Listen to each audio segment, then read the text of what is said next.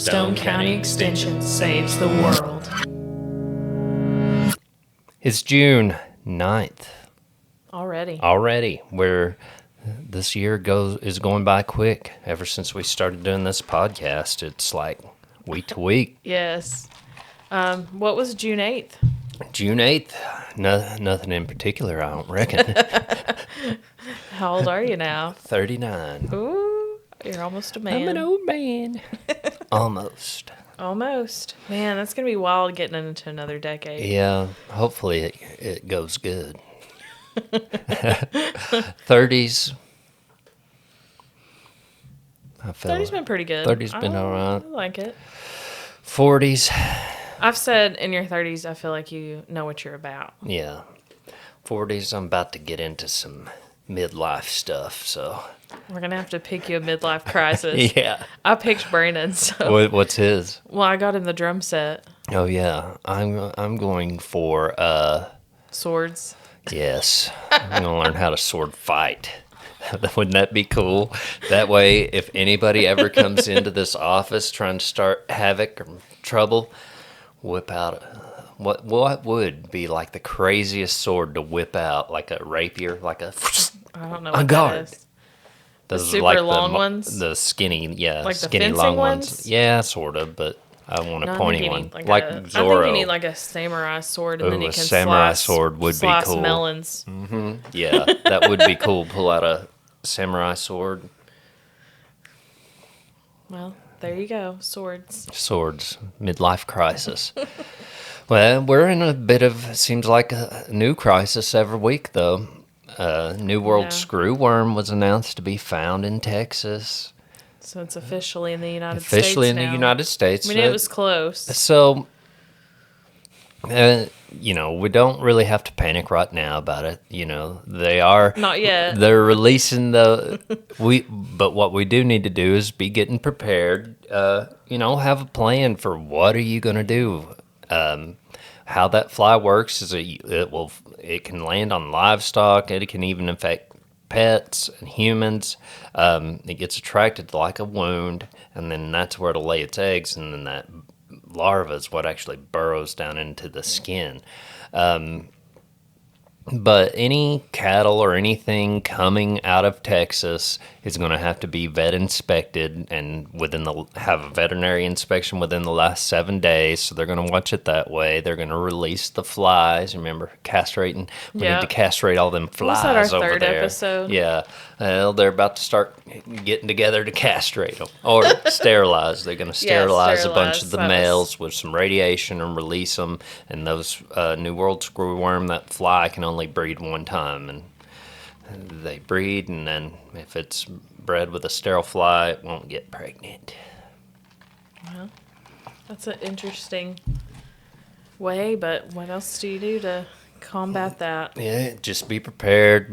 Be watching. You can, if you find anything you're suspicious of, and even if you're, we've got the Asian longhorn tick too that is for sure here in Stone County, are not confirmed, but it's likely here. It's all around us. All around us. Anyway. If you find a tick on something, you're wondering, we've got the little tubes that we'll send to the entomologists, or that we can give out for you to go out and collect ticks. And then just reach out to us if you have any questions. But being prepared and prevention is key to. So what are some good, I mean, it is a fly, so what are some typical fly prevention measures that they could be taking? And it also sounds like keeping a good eye on your cattle's. Yeah, keeping a good eye on everything. If you know what you're going to notice is you're going to notice like wounds that aren't healing, or like this fly is a little bit different. Like flies are attracted to like, organic material, manure, stuff like that, where stuff's stinky, that's where flies will be. But this one's particularly attracted to like wounds, so keeping an eye on cattle. If you see any wounds that aren't healing, if you're smelling any, you'll smell that rotten rotten flesh. smell, and it can be lethal if you don't get it under control, because I've seen some pictures, are pretty gross. But just watching your cattle, using insecticides wherever we can. A lot of people use any of your typical fly control is going to be probably a good recommendation, but make sure that stuff don't last for forever. So make sure you're updating. You don't just spray one time and One and done. call it good. So get your cattle up or your livestock, be checking on them and working with them so they get familiar with you. Use your fly control sprays and just stay updated.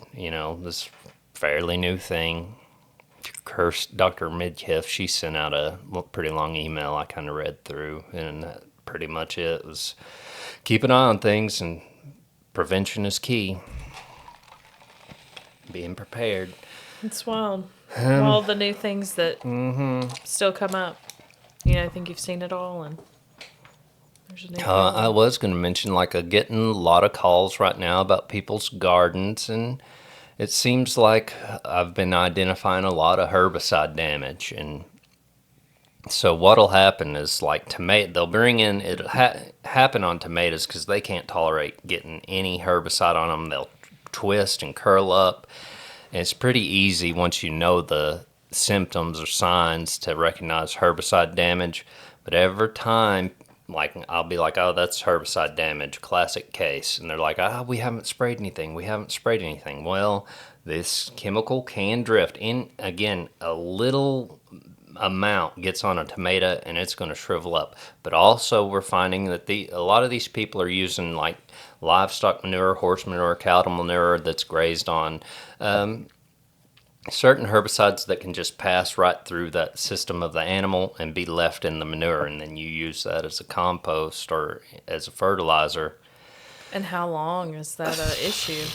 So if it gets in your soil, the only way to test is doing a bioassay where you take that dirt where you put that manure and start seeds in it. And if they grow, great. If not, you still got a problem. And who knows how long it could last. Organic, to get labeled certified organic, 3 years without any of those top chemicals. So, but that's not saying it won't still be there. Yeah. These herbicides, how they decay is with sunlight. So if you can expose it to sunlight, it'll break down a little quicker to speed that process up. But I just wanted to mention, consider, know where your stuff's coming from. If you're getting horse manure, make sure it's from a trusted source. And even sometimes, those trusted sources, they're not for sure was used on it. But Well, I think a lot of people don't realize that that's a risk that you're taking. Yeah, even hay, which is what we're going to be talking about a little bit today, or what I'm talking about. Even the hay that's been sprayed with that, some of that residue can still be left on it. And again, cattle consume it, passes through them, gets left in the manure. So even if you're feeding hay in the wintertime and cattle are out there, that chemical could still be in there. So you want to be careful. What's going on tomorrow? Tomorrow we have 4-H Ozark District Orama in Clarksville at the University of the Ozarks, or University of the Ozarks. And we've got 10 kids going, and they've outlawed air horns, which we can probably take ownership of. Yeah, I think we were one of the first that were using the air horns. Yeah, one year we went, and it was me, Tyler, and 2 kids, and we're like, all right, when they call out our county, we're going to yell. And they didn't yell. And it was they just us. Give a spirit award, and we're never going to get anywhere. We're only taking a few kids, where some counties will have 30, 40. Well, we thought we would get a bunch of noisy things. And I think we've had air horns the last couple of years. I know I lost my hearing for a second that one year. They are annoying, so I'm kind of glad. Yeah, it was fun while it lasted. But anyway, so we've got 10 kids going. We've got one competing in instrumental. We've got I guess tell folks what it is, that orama. So the word orama is confusing for some reason, but it's really just basically a contest day. And the goal is for you to have a project that you've worked on throughout the year. Of course, most everyone has multiple projects they're working on throughout the year and trying to improve. And the culmination of your project is going to County Orama and then District Orama. And if you're a senior, which is ages 14 to 19, then you're going to go to State Orama if you win. But then there's also some state-only contests. But anyway, so we have one that's in the Music Roots program, and he's playing banjo, instrumental. We have a couple going for wildlife, a few livestock ID, public speaking, entomology talk, horse talk, bait casting. I think that's all the contests that we're gonna have that day. So they'll go, and the one that's doing instrumental, of course, play a piece, and then entomology talk. They'll give a talk about a particular insect or multiple, and in the bait casting crew, they'll have to throw out a few casts, and then there's also tests with that one. Yeah, there's a wildlife's fish a ID, test. there's tackle ID, and then Yeah. ethics and like A little bit of safety game in and there fish. too. You know, what do you do? in Boater this safety. Yeah, And so it's fun, and so they'll compete in the morning, and then we'll eat lunch, and then we'll have a award ceremony, and should be a good day. yeah. We're in charge of me and my Aunt Amy and Danny. Me, Amy, and Danny. We're in charge of the wildlife. What'd you say? You I'm instrumental. do an instrumental. That's Yeah, the only we one were- I've ever had it. I've done bait casting, BB gun. This is my first time doing wildlife. We're kind of nervous because there wasn't a specialist is usually in charge, but there wasn't nobody listed. Oh man, leaving you in charge Not a good idea. would be good. We're not the judges. We just help with the contest. Yeah. They have other judges come in, and all the agents will be there, and it'll be good to see our friends and our kids compete. Mm-hmm. And then last week I was at the EHC state meeting, so that was a fun week. How'd that go? Any It was- wild stuff happen? Nothing too wild. Dr. Hendricks did give us a shout out at one of the luncheons, so I really appreciate that, mentioning our podcast, and we appreciate all the support we get, and we hope that Yeah. more will listen as time goes, and That it is educational, yeah. I think it is There's a educational. funny story or two. There's always some educational elements. I do have kind of a drama story. Drama. Yeah, like so From last Shirley week. Homecoming? No, I'm just kidding. Yeah, no, that wasn't too Yeah, no. dramatic. Me and Matt just went fishing there at the Little Red River. That was your Shirley Homecoming. My grandpa did get bit by a turtle. They do the turtle didn't races. know He got that. bit by a turtle and he's bleeding pretty bad. Where'd he get bit? I know Like of on his another. hand, it took a chunk out. So of I him. know. Have you ever heard that saying? Like they're not going to turn loose until it thunders. Did it? I guess it wasn't a snapping turtle. I think it was like one of them river turtles. Brandon's cousin got bit by a box turtle. He didn't have his shirt on, and it would not let go. And it was like his side, and it literally took a chunk of flesh. I bet that would hurt. And that was just a box turtle Yeah, they got little or a hard beaks. terrapin. Yeah, well, don't be shirtless and Yeah. think they won't bite. Well, no, this drama happened at the Central Delta and Central Horse Show. You're really gonna tell this? It was a little bit. It's always dramatic, but people need to know that you gotta Be calm. gotta act right when you're out in public. I don't think people know that. Well, one guy got, it's kind of high intense. It's a competitive deal, and they're doing like the speed events. And one guy thought that his granddaughter, I guess, went through and said that during the flag race that the flag was placed wrong. And so our horse specialist went and talked to him. Apparently, this guy's, years and years of complaining about this and that. Well, the horse specialist asked me to kind of go over there and be a witness. And Can I get a witness? yeah, and the horse specialist goes and he tells him, listen, shows him the rule book. This is our rules. We follow this. And that guy was like, well, if there ain't something in there that says exactly where to put it, then you don't have any integrity. And the horse specialist was like, you could tell it went all over him. But he's like, I put it the same place every time. And the guy's like, I know you think you're human, you think you're doing that, but nope. He's like, well, if you think that we don't have integrity, then maybe you should just find a new organization. If if you're I saying mean, that we're, truly, if you do not if think, you think that we're out here cheating a little kid, and it truly doesn't matter to me who wins no, anything. but it was just kind of dramatic. That guy kind of Got sideways. got sideways. It wasn't too bad. It was just kind of like, You were like, I'm having to be the witness. yeah. But no, pretty much Mark was like, no, I think we're done. Well, if you don't what do think you do? if you don't think I'm fair, then Yeah, I'm not gonna present a case. yeah, well, And I shouldn't have to. yeah. It's hard to defend yourself. But there's always, I mean, I've had people there's from nothing Stone wrong. County be the ones that are acting up. Not Stone Yeah, County. at the horse show. There's something about the horse show. I like working it, and it's a lot of fun. Kids have a lot of fun, but it's always, there could be something that happens that that is extremely stressful. I think you could probably say that for all the shows involving animals. I think what it is the years of working on a particular thing. And if you feel for some reason that someone has caused a disadvantage, then I think people get pretty fired up quickly.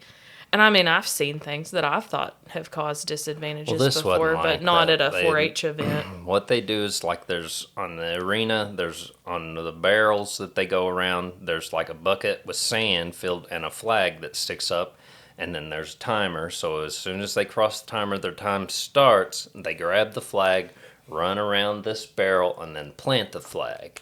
And you have to stick the flag to get a actual score. And I guess when she started, she missed it. And he said it was because it was Placed placed different. Well, that's a shame. Yeah. You know, But we're not out happens. here trying. We're out here trying to help kids and teach them life skills and find the hobbies and things that they're good at to explore. And it's funny too, because not saying integrity, I can't tell how many times I've had to send stuff in like you didn't mark off enough. Like I've caught things like that for our own kids. Yeah. And it's just not. I don't feel that a child is benefiting from being held back or any kind of disadvantage, or no one's truly benefiting when they're not winning against the best or competing and following the rules. And it's a shame that people don't always see that. This just seemed more like I want to complain because we didn't win. Yeah. Type deal. Well, maybe they'll think on it a little just, bit, or they won't. Just you put it out there. People We are talk people, about man. it. People are people, but we talk about Yeah, people get fired up. people over don't act things. right. Gosh, I always act right. Yeah, me too. I'm a perfect person. Never make mistakes. I never act up. I never say anything I shouldn't. Man, I am extra sleepy. I don't know why. I'm It's so the sleepy. 2 p.m. fade. The 2 p.m. fade. That's why I started drinking coffee when I worked at the construction company, and I was reading the spec book because that's how I had to make sure I had all my submittals correct. And that 2 p.m. fade was hitting hard, so I started drinking coffee in the afternoons. But now I drink coffee all the time, and it doesn't really Doesn't really help anymore. Yeah. I'm cutting back on the coffee just because I think that's why I was throwing up. Like the not eating anything and then the hot What coffee. about it being the not eating anything Well, and then drinking the hot coffee. I think that's what was hitting you? that pushes it over the edge. It's like, Have you been better since? I mean, Maybe. maybe. No, I haven't thrown up again, but there were 2 weeks in a row. I got real hot We're going to talk a bit about that, too, and got when we get to my part. got an upset stomach. So I don't know if I've talked about them on the podcast. I don't know if you have. You've had Because they are kind of funny, I guess. your throw-ups. Well, yeah, they come at the most terrible times. The first one. The first one's the funniest one So, to me. like, the Ozark Folk Center did their, I forget exactly what they call it, but like their herb seminar, and they asked me to Oh come gosh, talk that's about. not the first one. That's like your third one. Yeah. Oh, yeah. You're talking about when I threw up Here at because the I was office. sick. Yeah. These were more or less not like caused by sickness, but more Nerves and lack of eating. maybe not so much nerves, lack of eating and hot and drinking coffee all day. What caused the one when we had our subcommittee? Not eating. When was that? In the fall. You Was that the one where I was real loud in the bathroom? Well, that's been more than once. I don't remember. Yeah, you did in the fall. It was when we had. I feel like that was probably just, I think that was because you hadn't ate anything. yeah, maybe. It's a mixture of things. It's bad but these when we can't figure it most out. recent ones, the Ozark Folk Center, Ozark Folk Center was doing their herb seminar, and I went over that morning, talked about soil health, and then they had me come back in the afternoon for like the hands-on portion, teach hands-on. We were going to teach how to do a soil sample, and I didn't have many sign up. There were much cooler topics than mine. Talking about how to pull a soil sample, like there were how to grow turmeric, how to compost, how to, some really cool they had ones. a lot of good options. I didn't expect too many, but I had a couple. And so they're asking me questions, and I'm kind of going through it. And my plan was to like go through the folk center and actually pull a bunch of soil tests for them. But I went kind of started and was teaching them about soil testing and the equipment. And then all of a sudden, I just got real hot, nauseous, and I was just like, is there a bathroom nearby? Because I think I need to go throw up. And Jeanette was there, and she's like, oh, it's just right this way. And I went in there, and yeah, just had to puke a couple of times, and I felt better. And then the most recent one that happened, 2 weeks ago or a week ago, was during wet practice. And we're preparing for the national contest, and the habitat plan is a big portion to all that. So we're learning that, and I'm having them kind of go through reasons. And all of a sudden, each of them had talked, and then going through the second set, and it just hits me, and I'm just like not listening. I'm like, well, sounds good. I've got to go in here, and I couldn't, I barely made it because I started. Oh, don't even. It started happening before I could say I've got to go, and so I kind of run. Archer, he looked stunned. He's kind of like, I was like, well, sorry about that. If he only knew how often this happens. Yeah, I'm not sick or anything. This just happens. Gosh. But, so, you're going to be talking about heat illness today, how to manage for it and be safe, right? Yeah. So maybe I'll listen. use you as an example. But I'm talking, last week talked about hay and improving the quality of our hay and improving, our hay production generally. Why are farmers out here cutting hay? Well, it's one of our winter feed sources. We bale this, let the hay grow. Hay grows, or the grass grows, forage grows too much in the summer that it kind of would get too mature that animals can't graze it, so we cut it and then store it to feed them in the winter. And the quality, the nutrition can vary from, a crude protein can go from like a 3 to a 23, a TDN, from like a, low, maybe high 20s to, 70s for just, say, Bermuda grass hay. So your hay's always, each year is a good idea to test your hay, see what the quality is. Again, routine tests, test dry matter, crude protein, your total digestible nutrients, and your fiber is $20, and then adding on if you want to know like the nutrient, the micronutrients, macronutrients, phosphorus, potassium, etc., that's an extra $15. So for $35, you can know a complete. It's like a full panel. Full panel of what your hay's got that'll help for balancing a ration.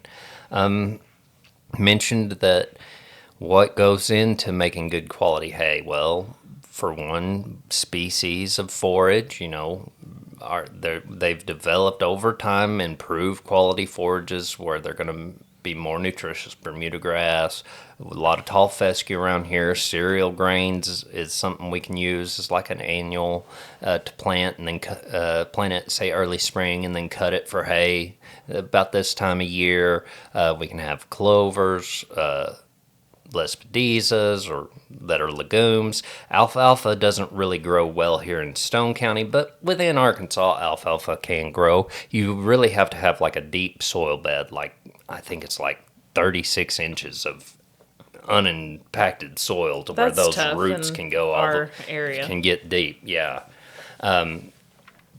So species of forage, how much weed pressure's there. If you've got a lot of weeds in your hay, it's going to be lower quality. And then what maturity you're cutting at really is probably the highest factor that goes into how nutritious the hay is. The more mature it gets, the quality drops. So when seed heads are forming, it's getting more stemmy. There's less, blades of grass or blades of forage. So quality can drop. I was just thinking of something. Oh, so I mentioned kind of last week at the end the process of a lot of the processes we do can have an impact in our, the ultimate quality that hay bale's going to be. So even like the moisture that, say, we go out and we mow the hay, and then we're going to come in, and if it's drying good enough, the goal is to get it to dry and wilt as rapid as possible to lock in those nutrients. We preferably want it to be around 20, at least 20%, and we'll talk about why that's important. Once you go to bale, 17 to 20 is kind of ideal, but let's say we go and we're raking.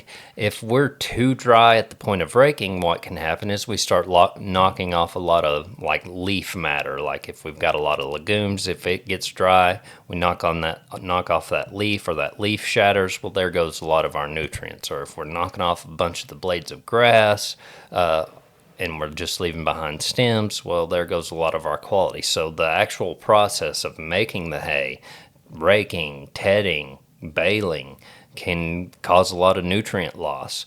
I was looking at a deal, and it's like the more dry it gets, the higher your chance for breaking off leaves can happen. So with something like legumes, when you're baling them, it's a good idea to somewhere around 40 to 30%, 30 to 40% moisture. With grasses, it's not as big of a deal. We can get them, again, we want them down around 17 to 20 And how are you percent gonna know? moisture. Well, there is there you can find like some videos of how you can, like, you're out there and you go, say you've got it laid down and it's drying and you're wondering if it's dry enough. You go out there and get you a handful of that hay and then weigh it, and then you cook it in like an air fryer or a microwave to get it to completely dry. So you dry it till it reaches equilibrium.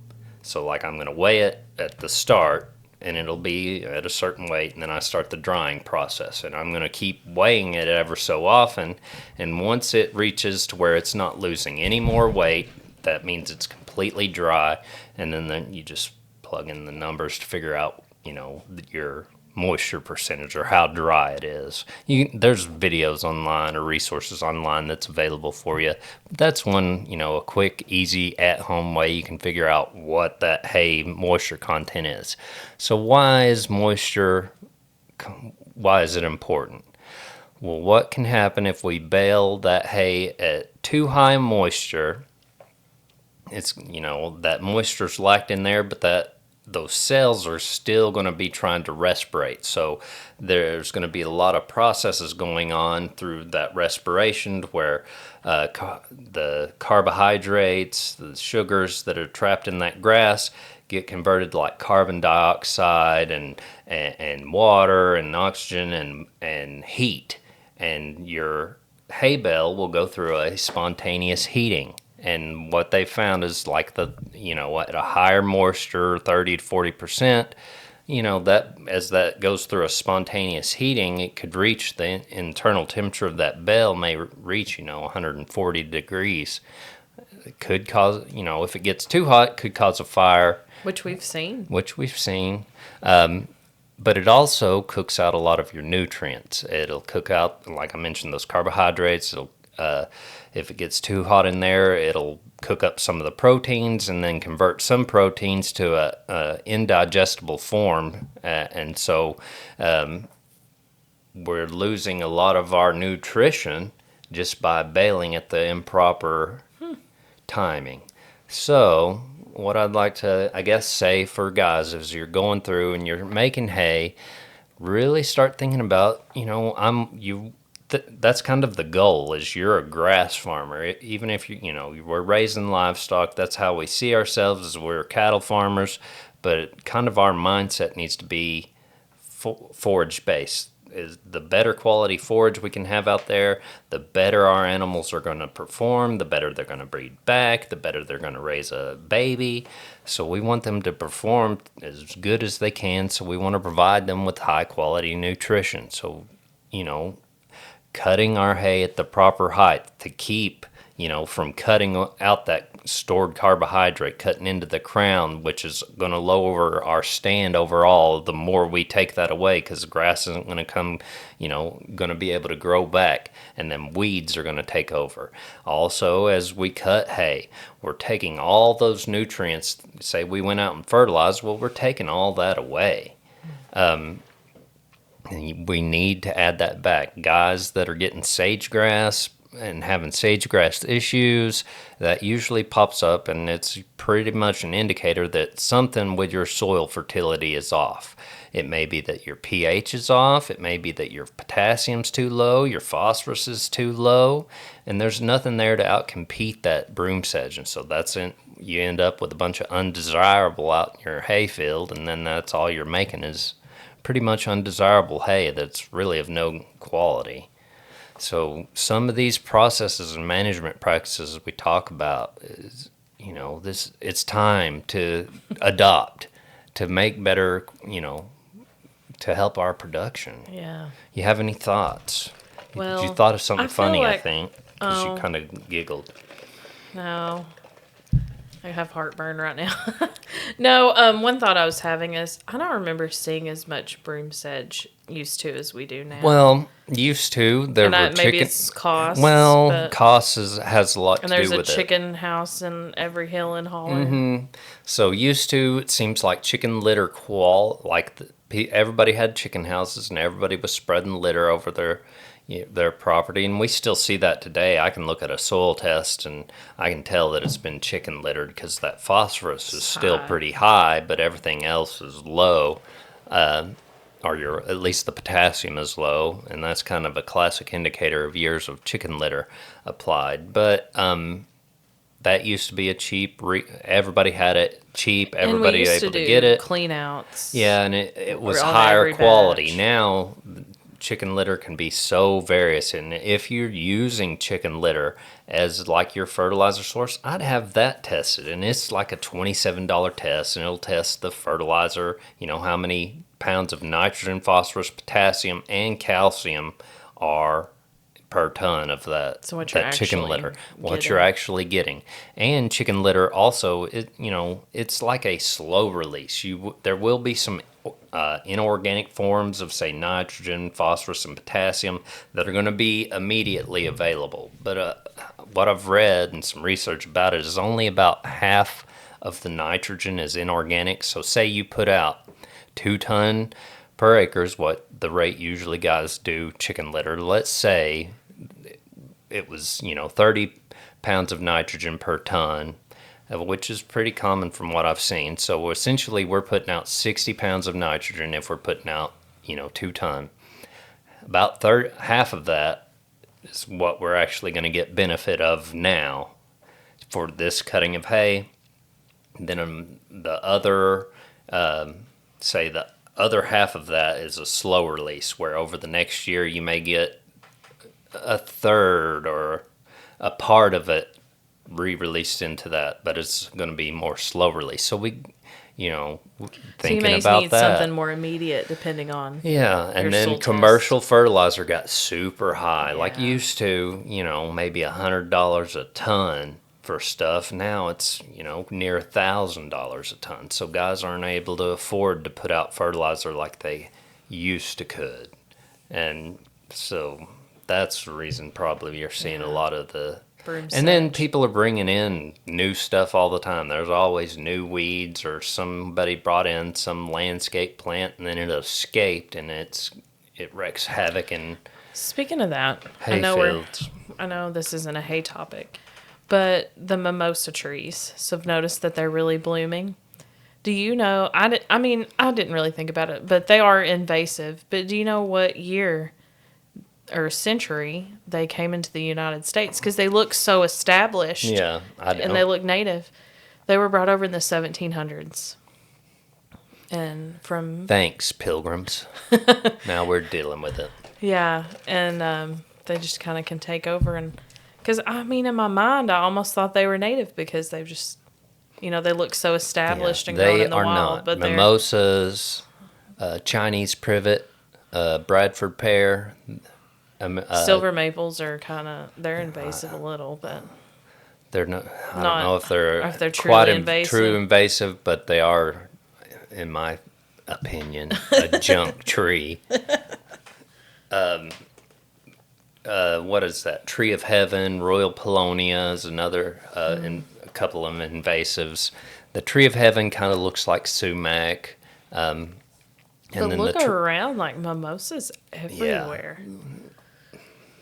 I just that's never what thought happens with about them it. invasives. Yeah, they're just nothing to keep them held back. Yeah, don't plant any more. Don't bring any new ones in. Yeah. So, have I made a good point? I don't know. I felt good about the hay. So mentioned spontaneous heating. So yeah, making hay at the proper, we want it to be dry, and that's easier said than done. We've had rainy weather this past week. It's been tough to get everything dried and baled and before it rains again. So weather conditions have a huge play. I will mention, so let's say this is probably going to happen to a lot of guys. So let's say we're going to make a cutting of hay. Well, oh no, it's going to rain on it before we can bale it. If that does happen, you might lose. It depends on how long. But say it rains, we cut and it rains. There could be a little bit of loss, but let's say, okay, our grass is at the proper maturity for, it's just at that boot stage. It's at the best, yield to maturity ratio, good maturity. We're still get good yield, and we can cut it today, but then it's gonna rain on it tomorrow. Yeah, what's the better option to let What it get too mature or cut it now? so I'm assuming that's where you're going. that's where I'm going, is cutting it now versus letting it get too mature you're Would be probably better. going to lose more points from our new Over maturity. yeah, from it being over mature than say getting a rain on it. Now, let's say it's going to rain the next few days. Then that may be too much Yeah. of a gamble. Too much of a gamble. But if it's like, okay, I need to get it cut now, but it is going to rain on it, then it's going to be dry, you're probably not going to lose too much. Something had popped into my head that I was going to mention, but then I forgot what it was. So I think you'll have to talk about hay storage too. At yeah, some I point was in going to this do that. next The next time. one is talking, because that's, leading up to, maturity goes into nutrition. And then how we bale it, if we bale it too dry or not at the proper dry, or it's too wet, that's going to affect quality. And then when we bale it, if we're knocking off a lot of leaves, that can affect quality. And then once we make the bale, how we store it is also going to be important So a lot of factors. and quality. So yeah, a lot of factors. But hay is one of our cheapest options as far as a feed. Think about, I mentioned last week, if you spend $1,000 on fertilizer versus $1,000 on feed in the wintertime, it's hay is probably your cheapest option as far as forage, say a winter forage. Compare that to how much, if you could make a good quality hay versus compared to buying, a corn byproduct like DDG or corn gluten feed or something. How much, Well, how much more? Well, and an interesting thought too is, I'd kind of rather put more into what I have Yeah, that's than kind what of the I'm goal. purchasing. If we're wanting to be sustainable, what can we sustain What can we on our do farm? on our own place? Having said that, though, if you don't have hay equipment, Well, buy your hay. Buy it. or you could have someone, have could pay somebody to cut it for you. Yeah, have somebody If to that's cut an it for option. you. Yeah, no, but we can get that's what some people, that's what they do. They make hay. They make a good quality hay and they sell it, and sometimes we can purchase a high quality hay for a lot cheaper than, say, we could make it ourselves. And then, but it's farm by farm basis. Yes. You have to, Each place is unique and yeah, you have to their figure out operation. what works for you. And we're just talking, some ideas. But some things that I've seen that I would definitely implement is trying to get it cut at the proper maturity, making sure it is dry enough. Also, cutting at at a good cutting height. Leaving, don't cut it right on the ground. Maybe raise your cutter, to 2 to 3 inches. That'll allow, especially in droughty years like we've had in the past, that'll allow that grass to green back sooner. Say we get a little rain on it, you may get a whole nother cutting out off of it just because you didn't scalp you didn't the stun field. it. Yeah. So you're going to talk to us about heat stroke. A little bit or about heat exhaustion or heat-related illnesses. Heat-related illnesses. Have you ever had any? I haven't, but I have. you've logged a few. Yeah, several times. My sister remembers when you about fell out at the cave. So why don't you tell us about that time? So when I worked at the Blanchard Springs Caverns as a cave guide, but I also did like the mowing and weed eating and different things. And I think this day I was out there mowing and weed eating the parking lot. It was hot. Maybe like Was it like July? July, probably late June, July. So it's hot out there, and you have to wear like certain. Yeah, like a uniform. Kind Yeah, you have to wear. You're not in shorts and the tank top. Not in shorts and cut off sleeves. So it's kind of hot, and I have to wear the helmet and the goggles and the earplugs. And you have to wear a helmet. Mm-hmm. Oh, and then so. And maybe not when you're mowing, but so I was out there and I just cramped up. It was like got hot and dehydrated, and it just felt dizzy and like my hands were cramping up, and so I was like stuck like this. My sister said you're a really odd color. Yeah, like beyond pale. Yeah, I was like, I walked in and I was like, I think something's wrong. So had you not drink? Did you drink anything? I think Casey had like a Gatorade. No, but like while you were out working? Probably not. That sounds about right. Yeah, I just get out there and do it. Just do it. Work. Yeah, you pick the hottest part of the day. You won't drink anything while you're out there working.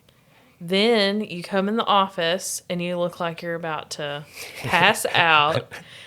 And when we were on our way to pick up the poultry chain chickens, you hadn't drank anything and you started drawing up. Well, I was on probably an extended fast. I'd only eaten pretty much like 2 hot dogs the day before, and we were on our way down there to pick up them poultry chain, and it started cramping up. You were like, I'm not well. Yeah, so we just swung in this little gas station. I was like, you're going to have to go buy me something to drink. But then I don't think you had faith in my No, I choices, so didn't. you showed.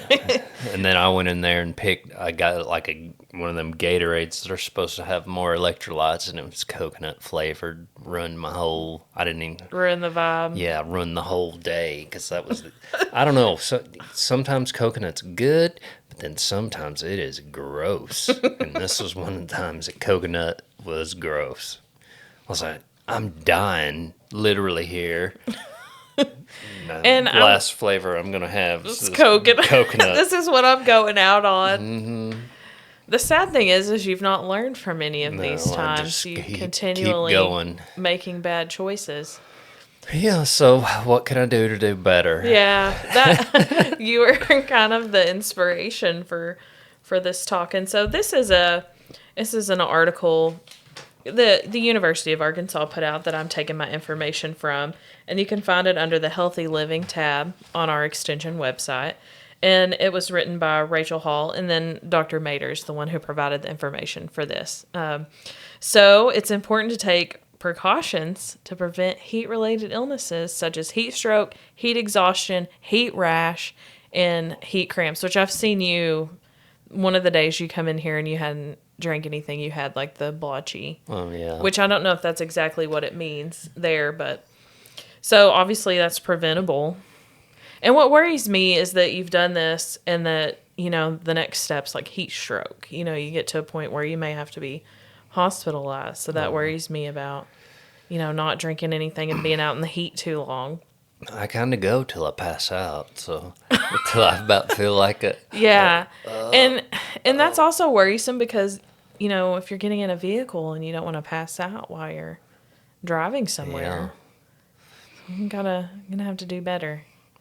So another thing, why is this happening? And we sweat, and I think, did you quit sweating too that one time? I don't know. You don't even remember? No. So, our body sweats to cool itself, but at some point we can get too hot too quickly.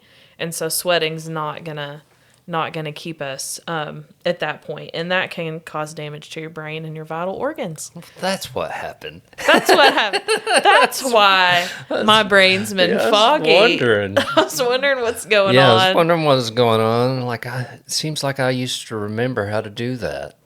Now I don't.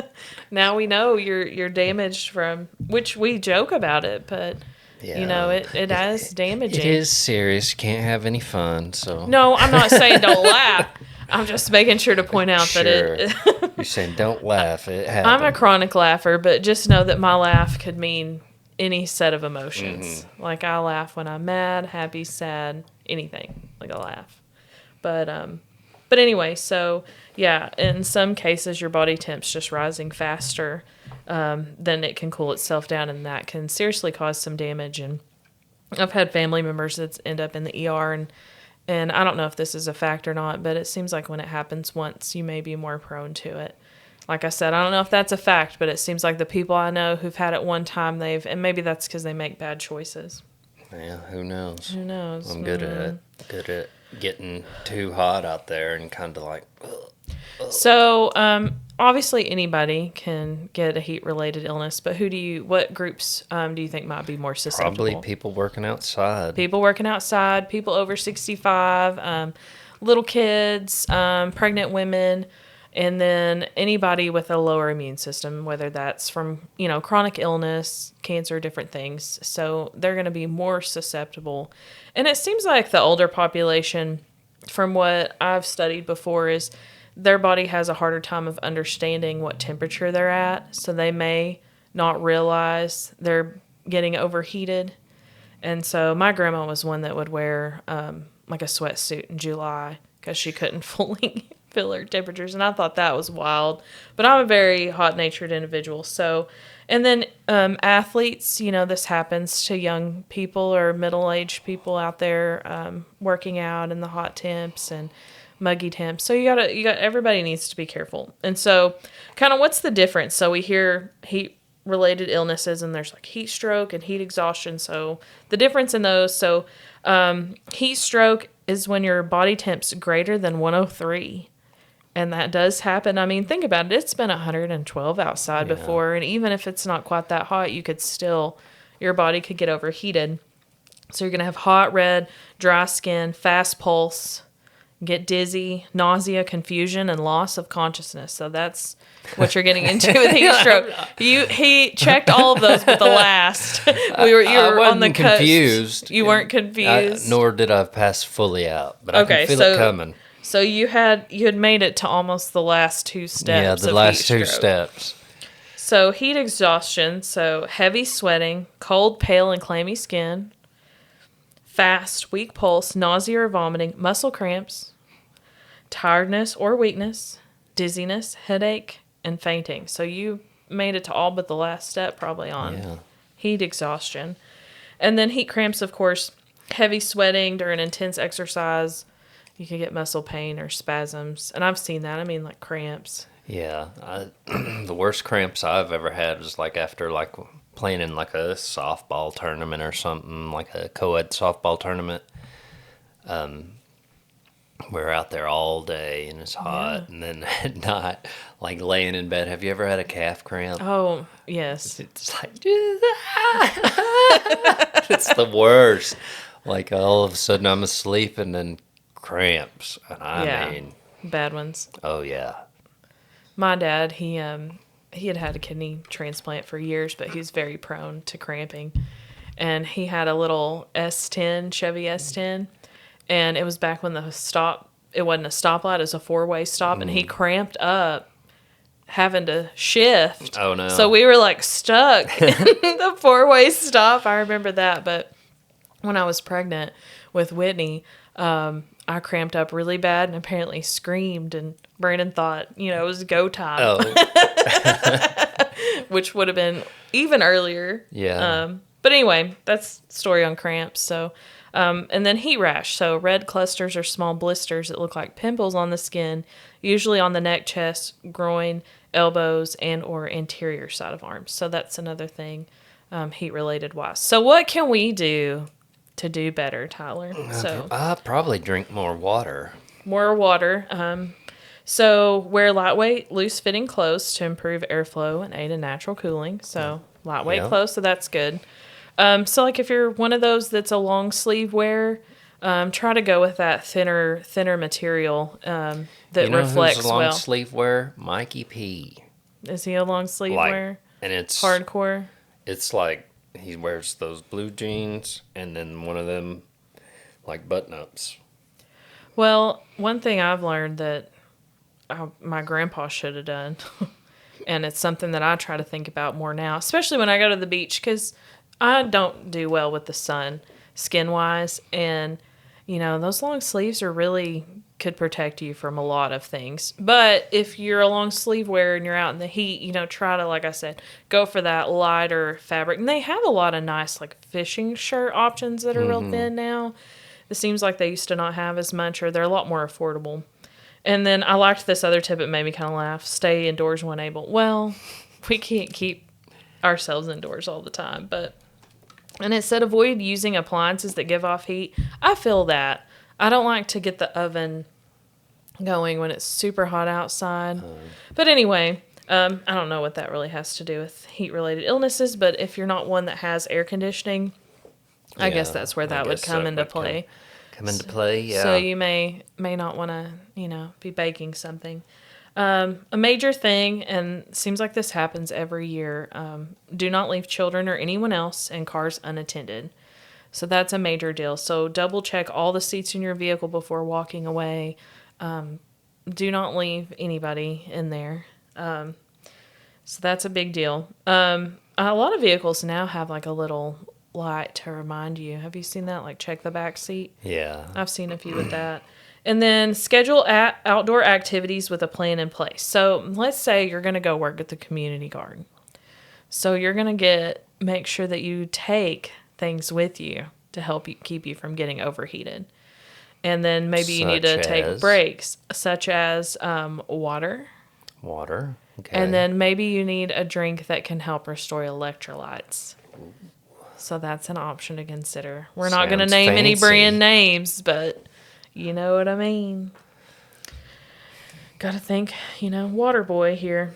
All right, so, and try not to do things in the hottest part of the day, if you could do that in the afternoon when the sun's gone down a little bit or early in the morning, that would be better than waiting till midday when the sun and everything's the hottest.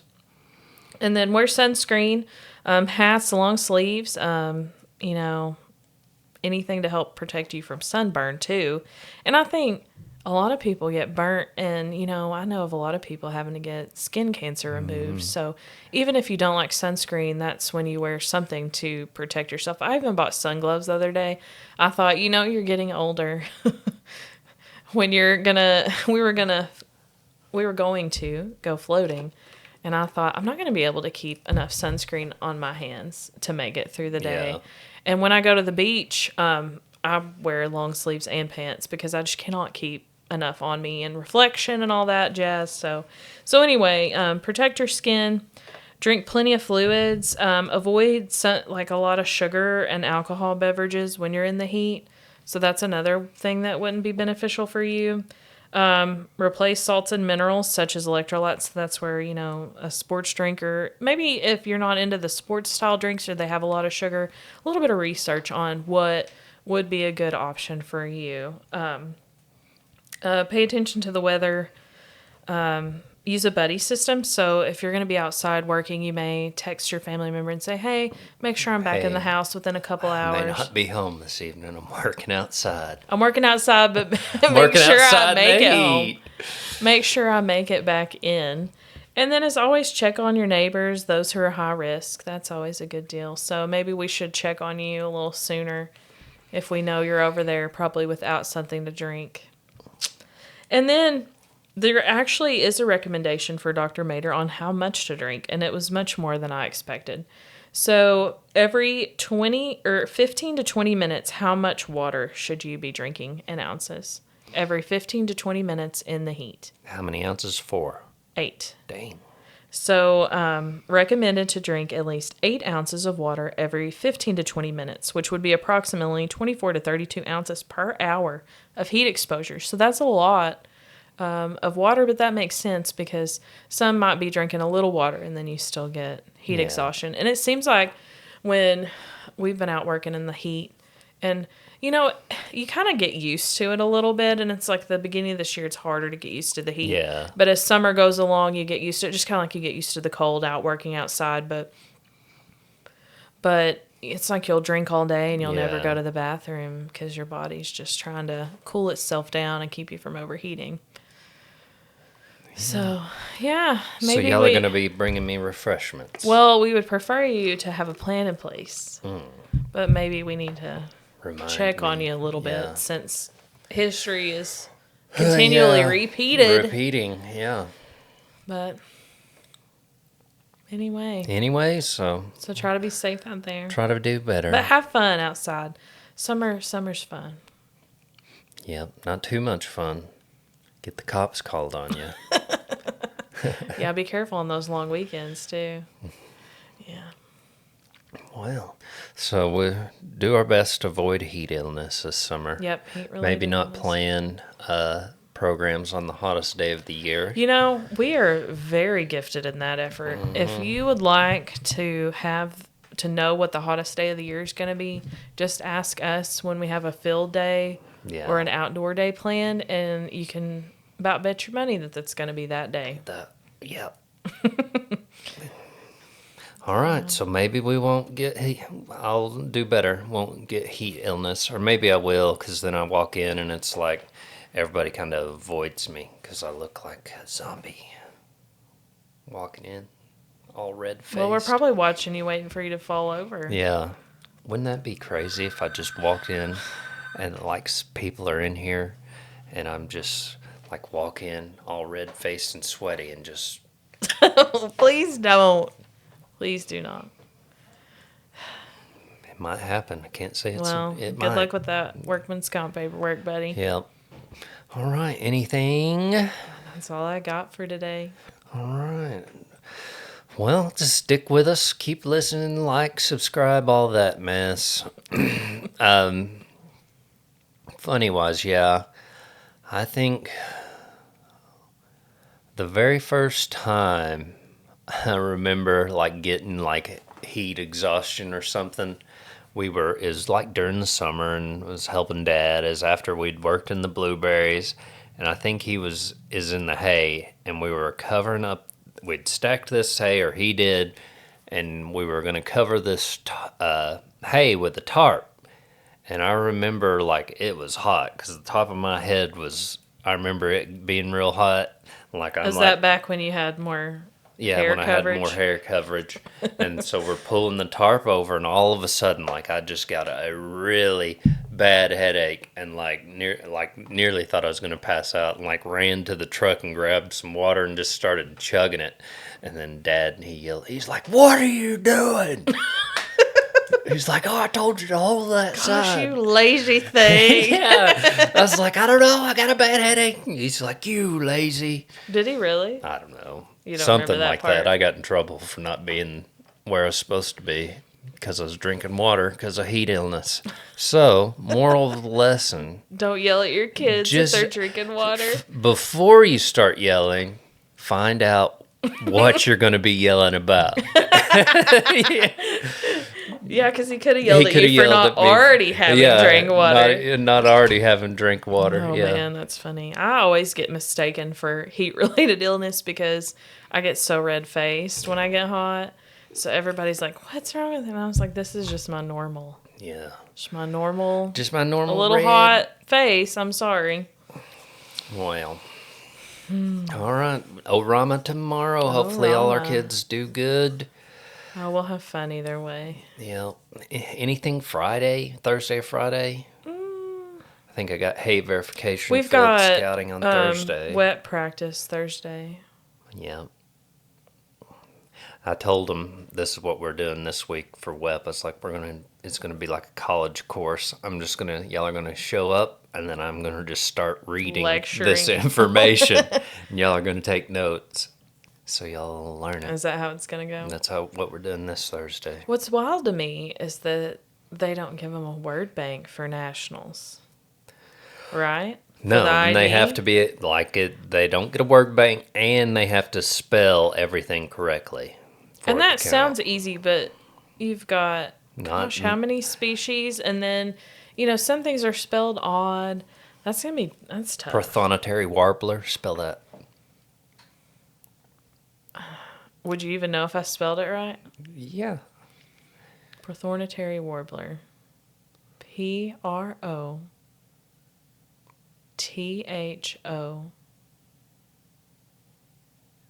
PROTHORN. I'm lost. Yeah. I'm lost already. Prothornitary. Well, anyway. A warbler I could handle. Warbler. Warbler. There's Yep. some interesting birds. Until we had WEP, there's a few that I'd never noticed before out and about, and they are out and about. They are out and about. Yeah, and they said they had a few sounds last year that were difficult too, but anyway. All right. Well, stick with us. We'll be talking hay again next week. Talking Hay about again. storing hay and maybe feeding hay, rolling out hay, maybe how we could use the hay as... We should talk a bit about hay hauling safety. This is Hay hauling safety? irritating to me that every year there's at least one bale in the curve on the way to my house that someone's lost. Hey, I really can't say nothing because I think it'll be fine.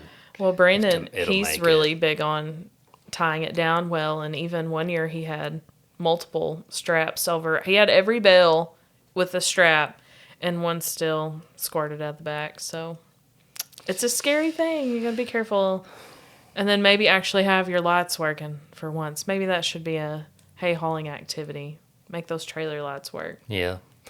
All right. I don't think we've got any more. It's my safety. That's a lecture. safety. Make sure your lights work.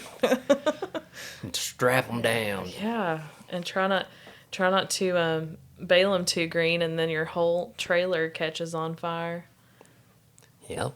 Yeah, Stuff like that happens. yeah, Or it's Seen so it. dry out there, your baler catches on fire. I've seen Gets, that a few times too. You know, Yeah. safety, baling safety. Make sure you have a fire extinguisher. Yep, we do. We are overly fire extinguished at our Fire house. extinguished.